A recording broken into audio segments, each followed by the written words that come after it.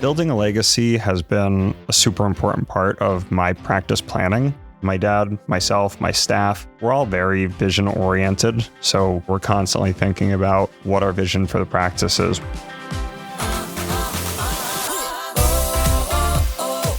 Welcome to the Path to Owning It podcast by Provide, hosted by me, Corey Brown, a marketing leader at Provide with over a decade in supporting small businesses. Whether you're an aspiring or established founder, here you'll find tools and advice to start building your legacy and take your business to new heights. To help you achieve your entrepreneurial ambitions, each month we'll tap into our unparalleled network of industry experts who will join us on our quest to provide the answers to your most pressing questions. Like what you hear? Follow us on Apple Podcasts, Spotify, or wherever else you listen. Today, we're hearing from the son of a father-son duo of endodontists about what he's learned from being in business with his father and his tips for successfully establishing a multi-generational practice. Our guest, Dr. Joseph Legg II, specializes in microsurgery and joined professional forces with his father, Dr. Joseph Legg, who has practiced endodontics for over 3 decades in Northeastern Pennsylvania. Together, they operate MicroSurgical Endodontics of NEPA. And today, Dr. Legg II joins us for our discussion. Dr. Legg, welcome to the show. It's a pleasure to have you here today. Thanks a lot. You know, we find this trend in dentistry specifically a lot where it seems like building this kind of generational business is just a thing that happens. Do you have any thoughts on why that happens so much more often in dentistry than maybe some other professions? You know what? Honestly, I feel like there's a lot of children of dentists who just see their parents and how they live their life. And It's a nice field. You know, it's easy for somebody to look at a dentist and say, you know what, that looks like a pretty reasonable career choice to make. Pretty decent hours and you get to live a nice lifestyle. You know, there's stressors, obviously, but for the most part, it's good stuff. Yeah. And can you just give us a brief history of your road to becoming an endodontist and business owner? Yeah, I was born and raised in Northeastern PA. My father is an endodontist here and has been practicing for the last 30 years, as you mentioned. I always had an interest in becoming a dentist and following in his footsteps, maybe not necessarily an endodontist, but I went to the University of Pittsburgh for college and got my BS in neuroscience and then went straight to University of Pennsylvania for my dental education. And that's where I really started to enjoy doing root canals. Even though you don't get to do a ton of them in dental school, it kind of caught my interest. I actually immediately went into my endodontic residency following my time at Penn. My dad and I had always discussed what it would look like after I left residency for practice, and we were both kind of under the impression that there would be some big changes that have to happen in the practice. You know, I'd be bringing a fresh perspective from a more modern education, and because of that, we decided that the best path forward would be for me to purchase the practice from him immediately upon graduating, so that I could make necessary investments and move the practice in the direction that modern endodontics is going with as little friction as possible. So, Joe, I'm curious, what inspired you to follow in your father's footsteps?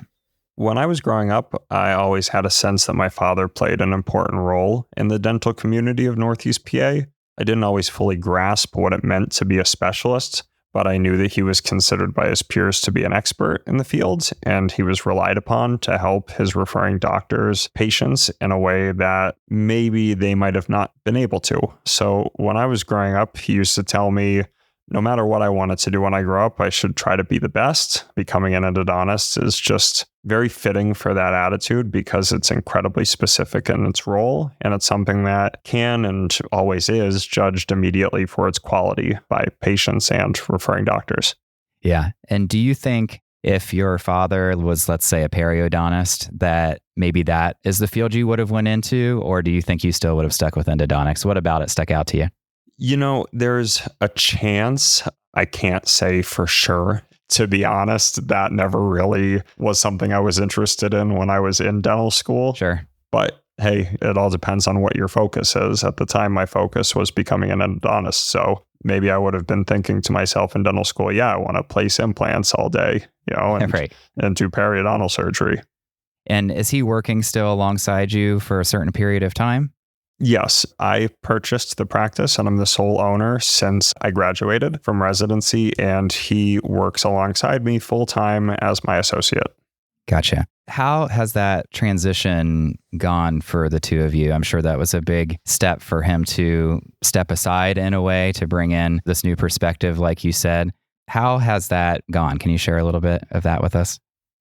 It's gone really well, actually. My dad was super open-minded to the new workings of endodontics. Not that he had been doing things the same way for the past 30 years. That's not the case at all. But you have such a fresh perspective on things when you're in residency. Everything is the absolute cutting edge. And when you're out in practice, you're not necessarily always getting that perspective at the same time. It might be years later that you finally hear about what's going on.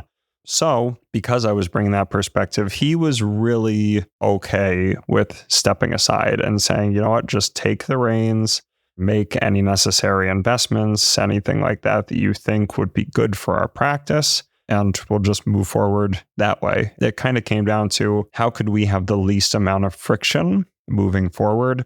And frankly, it just seemed like we would have the least amount of friction if there was one person moving everything in that direction. That makes perfect sense. And we're going to talk about the transition process on the second half of the show. But a lot of times we do also talk about what building a legacy means to providers. So I'm curious, what does building a legacy mean to you?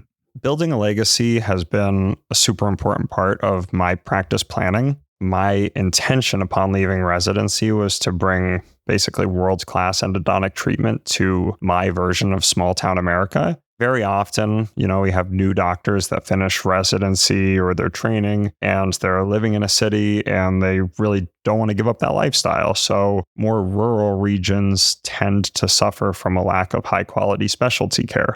I really love where I live and I knew that my education would be a huge benefit to my community. And I think that it has been over the past 2 years of practice. So ultimately, when people think Joe Legg or MicroSurgical Endodontics of NEPA, I hope they think of world-class endodontic treatment. That would be my ideal legacy. Yeah, I love that. Dan, I'm curious if you structured your business with this kind of strategy in mind. Can you share a little bit about that? Pretty much everything about my practice has that in mind, actually. My dad, myself, my staff, we're all very vision-oriented. So we have a clear idea about how we want to practice and how we would like to be perceived by our patients and also our referring doctors. And that helps to push us to stay on top of our game, make investments in the right places to really keep that momentum going. So even in our monthly meetings, we're constantly thinking about what our vision for the practice is, what legacy we want to have, and how that legacy is pushing us in the right direction as we continue to practice. Yeah. And that's great. Joe, I grew up in a small town in Ohio myself, and I live in the capital, Columbus now, which I thought was a big city at the time, finding out it's not really that big of a city. But just curious, I know how life is in a small town where everyone knows each other. So I'm just curious how they felt about someone bringing in this high technology into an area that they have maybe never seen that before. Were there any challenges that created? And probably on the other hand, are there opportunities, I'm sure, too? Yeah. So when I came back and I brought some of these things with me, nothing crazy even, but CBCT, microscopes, we've just brought a laser into our practice. Things that may be taken for granted in a larger city where there's so much investment in practice, so many more patients, so much more revenue coming into the practices that it allows for some of those big ticket purchases to be made. I saw that as a huge opportunity because if there wasn't a lot of it already, I was going to be the first. So initially, it was just kind of a cool factor. Patients were coming in, they were saying, oh, wow, I've never seen somebody work inside of my mouth with a microscope like this, or I've never had a CBC taken of me. I've never had a 3D scan taken before of the inside of my tooth and showing the patient, what their tooth looks like in 3 dimensions versus just the standard X-ray. It kind of just created this wow factor of this is very high tech. So it really was more of a benefit than anything. A lot of the dentists were really excited about it. Our cases, going back to them, they looked a little different. There were more canals because every case that we do now is under a microscope, or we know exactly what we're looking for because we're taking a CBCT on patients. Now that we've incorporated laser, the cases are looking a little bit different too. And it all just kind of adds to this feeling of we're trying to invest in treatment so that the patients are getting as much as physically possible out of the dollars that they're spending on treatment. Yeah. So really just showing the value, it sounds like, has helped patient acceptance with this new technology. I think that's great.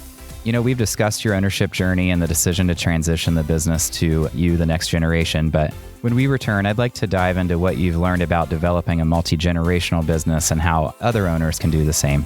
We'll be back with more right after this.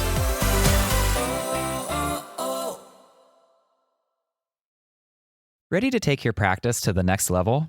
Meet the Provide Card, the credit card built specifically for healthcare practice owners. Available in addition to your Provide practice loan, with the Provide Card, you'll be transported to a world of new opportunities for your practice, where you can access the spending power you need to build your legacy. You can earn rewards on all purchases, all the time, with no rotating categories and no point expiration. At Provide, we're creating the future of personalized banking for healthcare practice owners. To learn how to apply for the card that makes your purchases go the extra mile, contact your Provide representative or visit getprovide.com/providecard for more information, including rewards terms and conditions.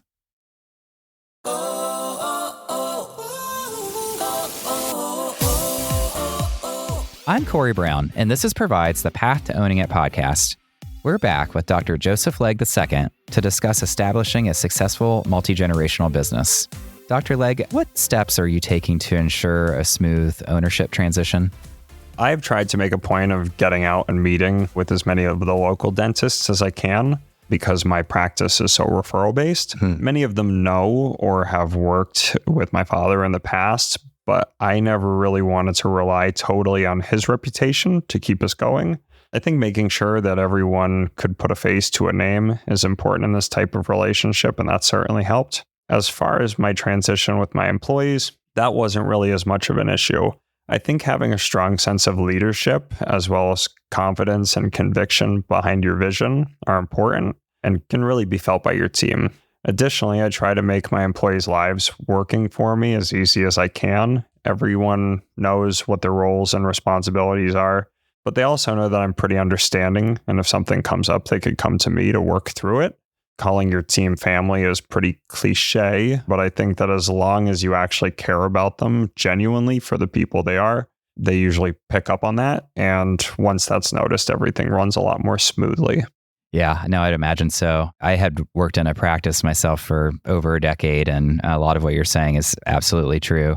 I would assume that you had kind of grown up in the practice as well, and maybe he's had employees that have worked there for quite a few years and probably have seen your progression. So I'm sure that's helped as well. I wonder, what other lessons have you learned during this process that you could share with others who might be thinking they want to do the same? Yeah, I've learned a bunch in the past 2 years. Owning a business is hard work, no matter how easy it might look on the outside. Stressful things happen all the time. And it's not that the stress really goes away after enough time has passed. It's just that you kind of get better and better at coping with the stress when it happens. Yeah. I like to think that you can't really let the small things get to you, because most of the time the small things won't actually end up mattering. And you kind of need to have the extra bandwidth for the bigger things. And really just making investments in yourself and your business, I think that pays the largest dividends.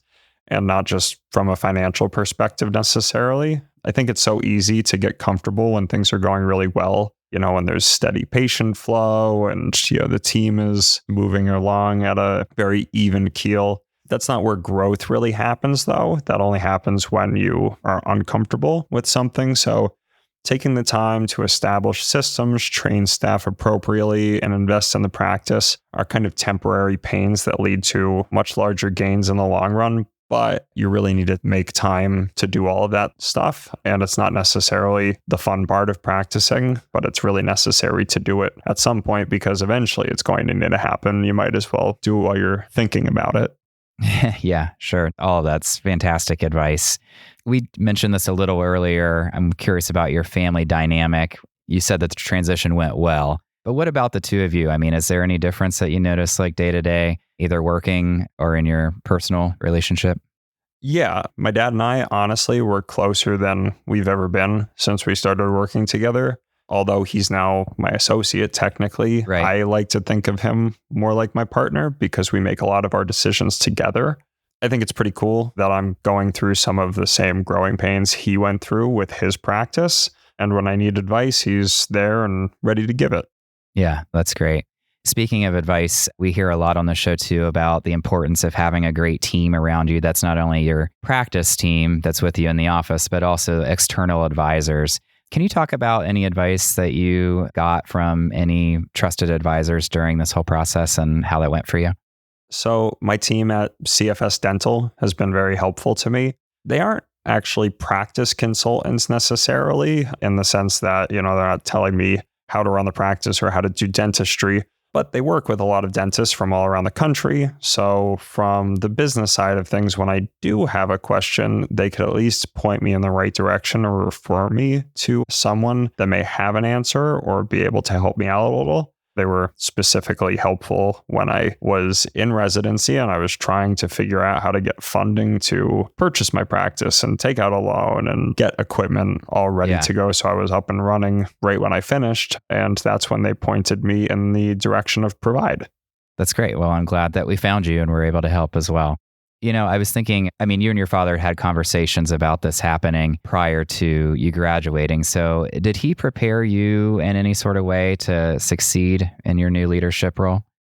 Of course, my dad is there for me whenever I have a question or need advice, as any good dad is. But honestly, my dad basically preached to me since I was in grade school that no one would ever come to save me or take care of me when I got older. Yeah. So I had to make sure that I was prepared for anything. And honestly, I think more so than anything, that mindset being drilled in from a really young age did more to prepare me than anything else ever would. Yeah. And what do you envision for the future of the business? It sounds like you have a lot of high-end technology and you have this mindset of growth from what I'm hearing. What's next for your business? I would like to expand someday, not anything crazy, some giant DSO endo practice or anything like that, but maybe another location and just continuing to build this brand and reputation of high quality care in the region. That's fantastic. And finally, do you have any words of wisdom to share with owners considering transitioning their business to a family member? What would you say to them? I would say family is more important than your bottom line. Being in business with family is awesome as long as everyone feels like they're being treated fairly.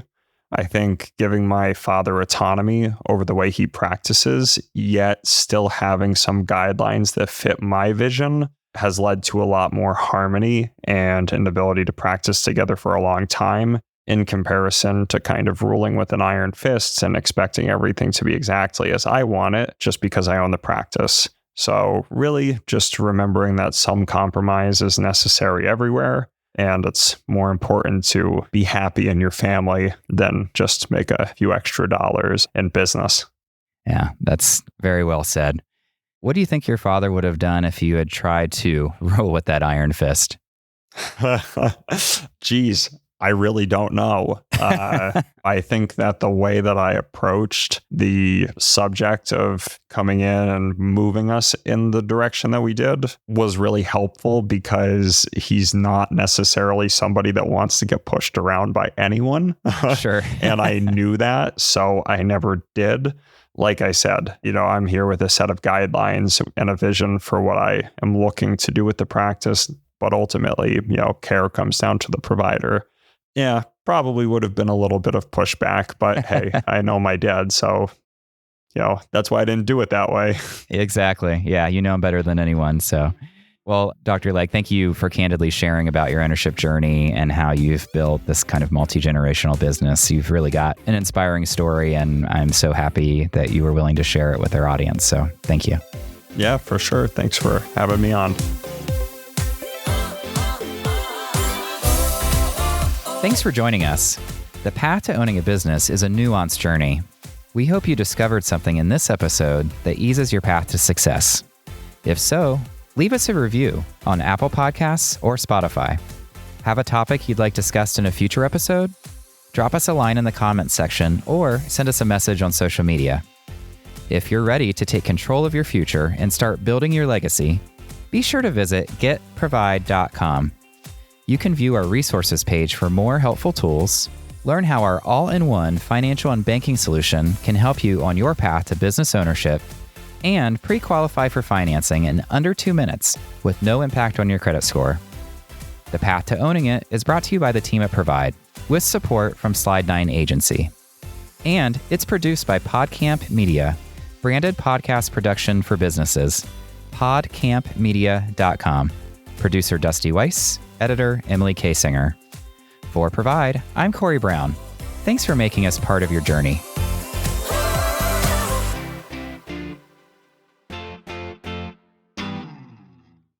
Provide is a division of Fifth Third Bank, National Association. All opinions expressed by the participants are solely their current opinions and do not reflect the opinions of Provide, its affiliates, or Fifth Third Bank. The participants' opinions are based on information they consider reliable, but neither Provide, its affiliates, nor Fifth Third Bank warrant its completeness or accuracy and should not be relied upon as such. This content is for informational purposes and does not constitute the rendering of legal, accounting, tax, or investment advice or other professional services by Provide or any of its affiliates. Please consult with appropriate professionals related to your individual circumstances. All lending is subject to review and approval.